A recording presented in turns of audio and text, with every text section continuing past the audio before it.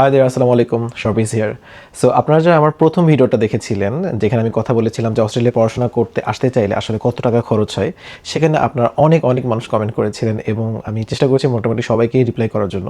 ওখানে আসলে সবার কিছু কনফিউশন ছিল, যে আপনি যেই অ্যামাউন্টটা বলছেন যে এত টাকা লাগবে, সেটা কি হচ্ছে মানে মানে সব মিলাই এত কিনা, অথবা হচ্ছে আমরা ব্যাংকে যে টাকাটা দেখাতে হয় সেটা সহ কিনা। সো ওটা এই কনফিউশনটা ক্ল্যারিফাই করার জন্য আসলে এই ভিডিওটা করছি। বেসিকলি ওখানে আমি কথা বলেছিলাম যে বাংলাদেশে থাকতে আপনার আসলে কত খরচ হবে, মোস্টলি বলা যায় যে মানে প্রেপ টাইমটা। হ্যাঁ, এখানে আসার পর তো ডিফারেন্ট খরচ অ্যান্ড এভরিথিং এগুলো তো আছে, দ্যাটস আ সেপারেট থিং। কিন্তু আমি যদিও ভিডিওতে বলেছিলাম যে একটা ব্যাকআপের যে বিষয়টা, যে এখানে এসে ইনিশিয়াল খরচের বিষয়টা, সেটা আমি ওটার মধ্যেই কভার করেছিলাম। কিন্তু ব্যাংকে টাকা দেখানোর বিষয়টা এটা অনেক বড় একটা বিষয়, মানে ফান্ড দেখানোটা। ওকে, সো সেই ফান্ডিং নিয়ে আজকে কথা বলছি, যে ব্যাংকে আসলে আপনাকে কত টাকা দেখাতে হবে অ্যান্ড এভরিথিং। আপনারা যারা অবশ্যই আমার লাস্ট ভিডিওটা দেখেছিলেন, যেখানে আমি কথা বলেছিলাম যে কোন এজেন্সি বেসড বা কোন এজেন্সির থ্রুতে আপনারা প্রসেস করবেন। সো এজেন্সি যেহেতু কম্পালসারি, আপনারা যারা দেখেছেন সবাই জেনে গেছেন অলরেডি। সো এজেন্সি কিন্তু আপনাকে বলেই দিবে যে আপনি একা আসেন অথবা হচ্ছে আপনারা কাপল আসেন, সবাইকেই হচ্ছে বলে দিবে যে আপনার ব্যাংকে আসলে এত টাকা দেখাতে হবে। হ্যাঁ, কিন্তু আমি মনে করি অ্যাজ এ স্টুডেন্ট, যেহেতু এই ফুল জার্নিটা আপনার নিজের, সো আপনার এবং অবভিয়াসলি আপনার ফ্যামিলি, কারণ মোস্ট অফ দ্য কেসেস এই লেভেলে এসে মানে এত টাকা আসলে নিজে মানে সেলফ স্পন্সর এটা পসিবল হয় না আমাদের জন্য। হ্যাঁ, আমাদের স্পন্সর আমাদের বাবা মা বা আমাদের most of the cases parental sponsorship আসলে দরকার পড়ে। সেই ক্ষেত্রে আমি মনে করি আপনার প্যারেন্টসদেরও হচ্ছে এইটা আসলে জানা খুবই জরুরি, যে আমি যে দেখাচ্ছি আমার ছেলে বা মেয়ের জন্য ব্যাংকে এত টাকা, তাহলে আমি এটা কেন দেখাচ্ছি, মানে রিজনটা কি, হয় আমি বলছি যে 50 লাখ টাকা দেখাতে হবে, 60 লাখ টাকা দেখাতে হবে, বা বাজেট আমার 80 লাখ টাকা করা উচিত, হয়। হ্যাঁ, এটা অবশ্যই জানার চেষ্টা করবেন, বিকজ জাস্ট একজন বলছেন হ্যাঁ 70 লাখ টাকা দেখালেই হবে, কিন্তু কেন 70 লাখটাই, কেন কেন 68 লাখ না, কেন 72 লাখ না? ওকে, সো এটা আমি আজকে ব্রেকডাউন দিব। সো ফার্স্ট থিং, যেটা আপনি কাপল আসেন অথবা সিঙ্গেল আসেন, গভর্নমেন্ট, অস্ট্রেলিয়ান গভর্নমেন্ট থেকে হচ্ছে পার্টিকুলার কিছু ক্যাটাগরি করে দিয়েছে ওনারা, যে এই ক্যাটাগরিতে আপনার অ্যামাউন্ট এত টাকা থাকতে হবে। হ্যাঁ, সেই অ্যামাউন্টটাই মেনলি আপনাকে মানে সাম করে আপনার ব্যাংকে দেখাতে হয়। So first thing would be আপনার ইউনিভার্সিটি টিউশন ফি। আমি আমার ফার্স্ট ভিডিওতে বলেছিলাম যে অস্ট্রেলিয়াতে এভারেজ ইউনিভার্সিটি এভারেজ একটা টিউশন ফি পড়ে ইয়ারলি অ্যারাউন্ড 40,000, এভারেজে বলছি, বিকজ স্কলারশিপ পেয়ে গেলে কিন্তু ওটার থেকে অনেক সময় কমে যায়, 30,000 বা তার নিচে চলে আসে, অনেক সময় 40,000 প্লাসও হয়ে যায়। But more or less 40,000 around, it could be like 30 to 45,000। So এটা ডিপেন্ড করে আপনি কোন ইউনিভার্সিটিতে যাচ্ছেন, কোন ইউনিভার্সিটিতে ফাইনালি প্রসেস করবেন, এটা আপনিই জানেন। ওকে, সো আমি ধরে নিচ্ছি $40,000। $40,000 ইজ লাইক 32 লাখ টাকা। ওকে, এইটা আপনার লাগছে। এরপরে অস্ট্রেলিয়ান গভর্নমেন্ট থেকে বলে দিয়েছে যে এখানে মেইন অ্যাপ্লিকেন্ট মানে স্টুডেন্ট যিনি, ওনার এক বছরে থাকা খাওয়ার জন্য মানে লিভিং এক্সপেন্স আসলে কত টাকা থাকা দরকার, হুইচ ইজ 29,700 সামথিং। হ্যাঁ, মানে আমি ধরে নিচ্ছি কথার মানে ক্যালকুলেশনের জন্য $30,000। হ্যাঁ, আপনি বলতেন ভাই $30,000 তো লাগবে না, এত টাকা কি আমার লাগবে একার মানুষের? মানে $30,000 মানে কিন্তু 24 লাখ টাকা। 24 লাখ টাকা আমার এক বছর থাকা খাওয়ার খরচ যাবে? হয়তো না, বাট গভর্নমেন্ট আপনাকে বলছে, কারণ এখানে তো লিভিং স্ট্যান্ডার্ড অনেক উপর দিকে, রাইট? সো ওনারা কিন্তু তারপরেও ওনাদের যে মানে মিনিমাম স্ট্যান্ডার্ড, সেখান থেকেও ওনারা লেস করে এটা বলেছেন। হ্যাঁ, ওনারা যদি ওনাদের মানে অস্ট্রেলিয়ানদের অ্যাকচুয়াল লিভিং স্ট্যান্ডার্ড অনুযায়ী বলতেন, তাহলে কিন্তু আরও বেশি হতো। যাই হোক, 30,000, এখন 30,000 মানে 24 লাখ টাকা। আপনার লাগুক না লাগুক, এটা আপনাকে শো করতে হবে যে okay you have that fund.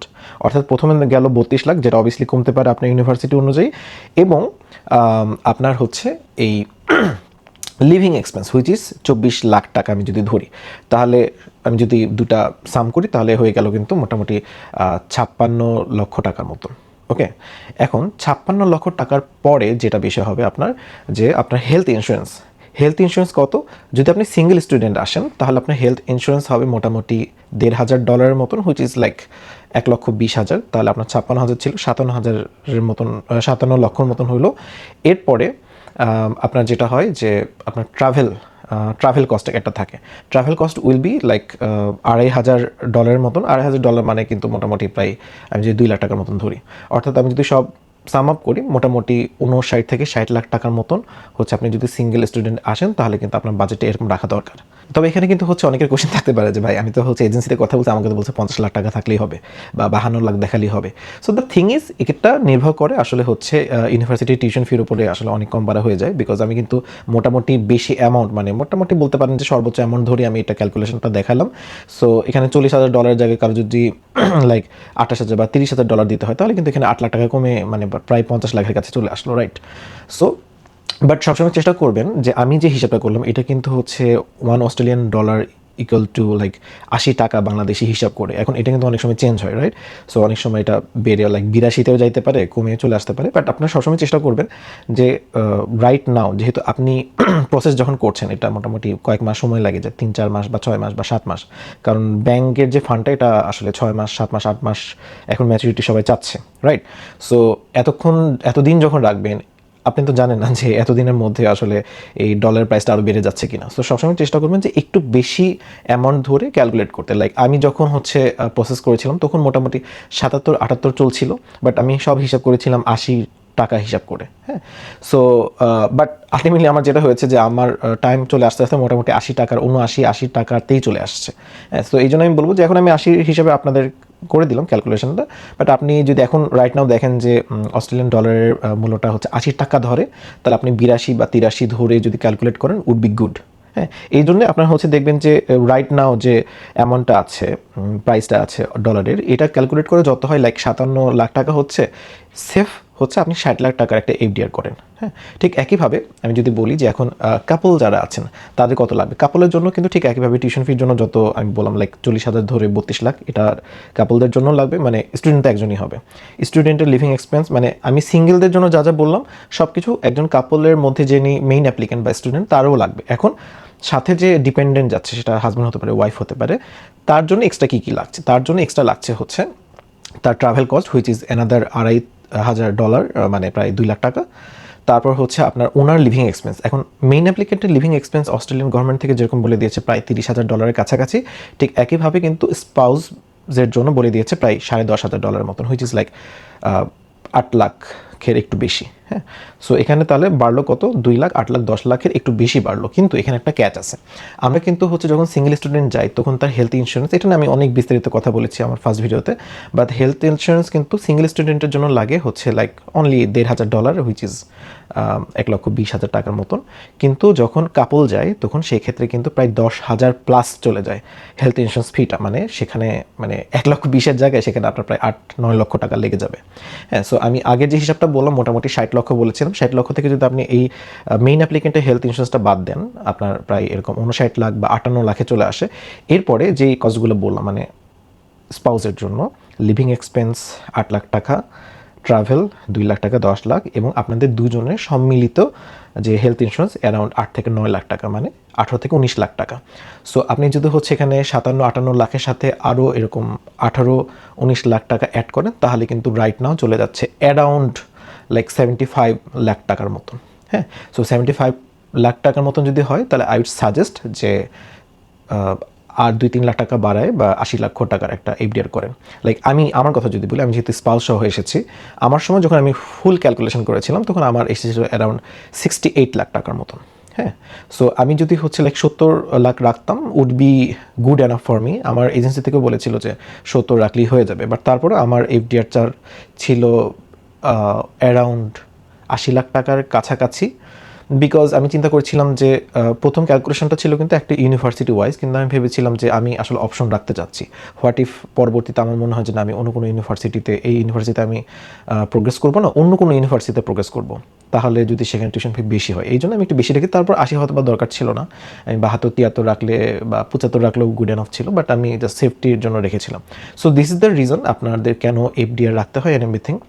আচ্ছা, এখন কথা হচ্ছে যে এফডিআরটা, এখানে অনেকের একটা কোশ্চেন থাকে যে আমার তো এত টাকা নাই, হ্যাঁ, আমি কীভাবে এফডিআর দেখাবো বা কীভাবে কী করবো। এখন দেখেন যে এই জায়গাটাতে আসলে আপনাকে ফান্ডটা দেখাতেই হবে, which is mandatory, and also এটা লেজিট হইতে হবে। এটা কিন্তু আরও বেশি ইম্পর্টেন্ট বিষয়, বিকজ আপনারা যারা জানেন বা মোটামুটি ইন্টারনেটে সব কিছু খেয়াল রাখেন, আপনারা জানেন যে পুরা বিশ্বে কিন্তু হচ্ছে এখন বাংলাদেশি পাসপোর্টধারী যারা আছেন তাদের অনেক ধরনের সমস্যা হচ্ছে, বিকজ মানে খুবই আনফর্চুনেট, বাট আমরা বাংলাদেশিরা কিন্তু বিভিন্ন দেশে যে আসলে খুব একটা আমাদের দেশের নাম মানে ওপর দিকে তুলি না, হ্যাঁ, খারাপের দিকেই যায়। মানে চুরি ডাকাতি থেকে শুরু করে 2 নাম্বারিতে মানে শীর্ষে থাকা দেশগুলোর মধ্যে একটা হচ্ছে আমরা। এই জন্য আমাদের দেশগুলো থেকে যখন অ্যাপ্লিকেশন হয় ওরা আরও থরলি প্রসেস করে, হ্যাঁ। মানে আমি এরকমও দেখেছি যে একটা মানুষ জাস্ট ফেক একটা স্টেটমেন্ট জমা দিয়েছে, তার কোনো টাকা নেই, কিছু নাই, এবং সে কিন্তু ব্ল্যাকলিস্ট হয়ে গেছে অস্ট্রেলিয়া থেকে, হ্যাঁ। মানে ব্ল্যাকলিস্টেড মানে সে আর অ্যাপ্লাই করতে পারবে না।